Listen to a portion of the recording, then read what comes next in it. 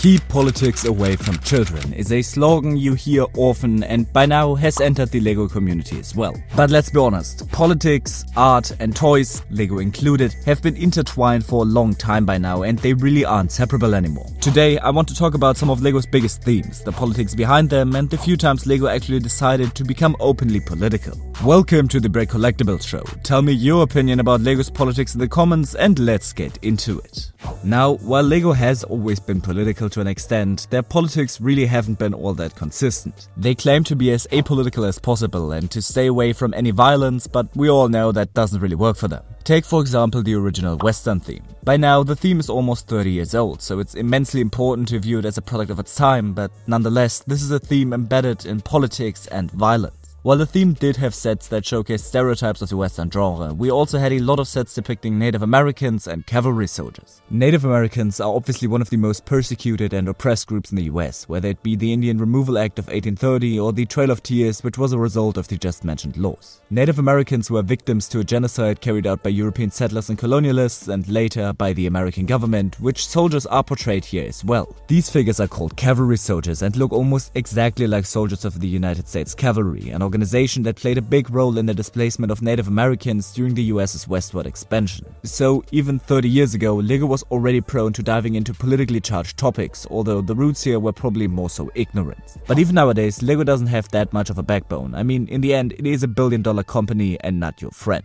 In 2020, after the murder of George Floyd, LEGO temporarily shut down the marketing of a number of police sets as well as LEGO Architecture's White House. Obviously, Black Lives Matter protests were being held all throughout the country and even worldwide, so LEGO didn't want to be seen in a bad light. They didn't pull the sets off shelves though, because that would have been a step too much of course for them, and obviously police themed sets are being sold to this very day. I know some of you may find it a little radical, but I don't think very highly of cities police sets because it's still propaganda, which is political as well by the way, but that's just too much for this video probably. In all fairness though, LEGO put out a statement saying they oppose racism. I know we set the bar very high for big companies and committed to a $4 million donation to organizations that aim to help and educate in the field of racial equality. Now, I wouldn't deem this as political, in the same way I guess I don't see the Everyone is Awesome set as political or the reboot of Friends in 2023 because those classify more as human rights than politics in my opinion. But let's say you're tired of all this woke nonsense and just want to buy your child, or let's face it, yourself a proper apolitical LEGO set. Which theme would you then go for? Star Wars? That's a good choice. It's one of LEGO's most successful themes of all time, running for close to 30 years at this point and based on a nearly 50-year-old property. So, what set do you go for? For a prequel set, based on a trilogy that is meant to showcase the slow corruption of government and failure of institutions in preventing that? Palpatine is a politician that sacrifices people at the drop of a hat to prop up his own power and overthrow democracy in favor of a fascist dictatorship. The prequels are equally about the failure of the Jedi, a basically religious institution, and how they supported Palpatine until the point of no return, only to be wiped out afterwards. We can draw comparisons here to late 90s, early 2000s America during the Bush era or to 1930s Germany, but in no way is it apolitical. But then let's go for the originals, because those are way better anyways, less political and only focused on a small group of rebels that used asymmetrical tactics to defeat the biggest military force the galaxy has ever seen. Anyone that knows Star Wars knows how the original are direct analogies to the Nixon era and the Vietnam War.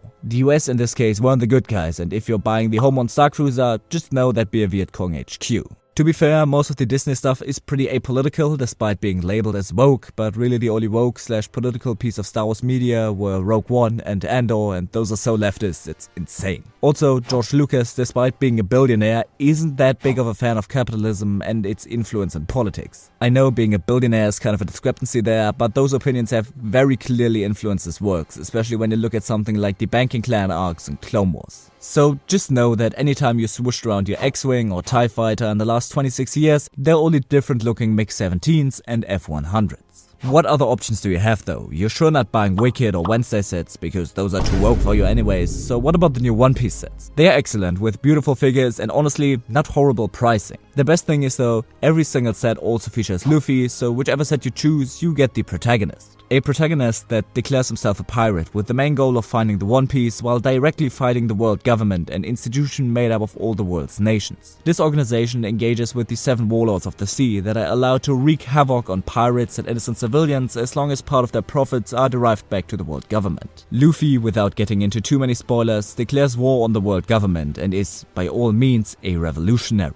Listen, you don't have to read all of One Piece or watch all of the anime, not even I'm done with that, but even just watch the live-action Netflix show and you'll see the corruption of government and Luffy's move to becoming a freedom fighter. One Piece truly is one of the wokest / most leftist pieces of media out there, which is only further supported by Oda, the creator of the manga, taking heavy inspiration from revolutionaries like Che Guevara and the Cubans. Now, I only listed 2 of the biggest ones as example of LEGO themes with extreme political messaging, but I could generally do this for almost every theme. Marvel with X-Men, for example, and the themes of oppression and uprising. Bluey with its messaging about inclusivity, or Icons, which released a Dune set not too long ago. Dune, of course, being an analogy for foreign interests in the Middle East and the rise of false messiahs. If you have a licensed theme, there is a good chance it is based on a piece of medium with political messages behind it, most of the time left-wing ones. Most popular media is this way. Of course, shows and movies with right-wing ideology exist, but like, do you want LEGO to do a Birth of a Nation set?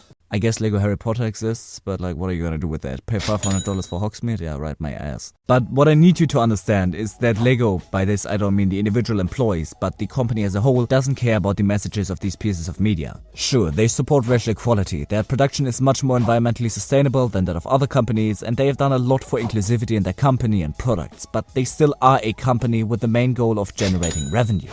So I guess what I want to say is, don't be a reactionary fool, but also don't defend any multi-billion-dollar company at the drop of a hat. I hope you enjoyed, and until next time, goodbye.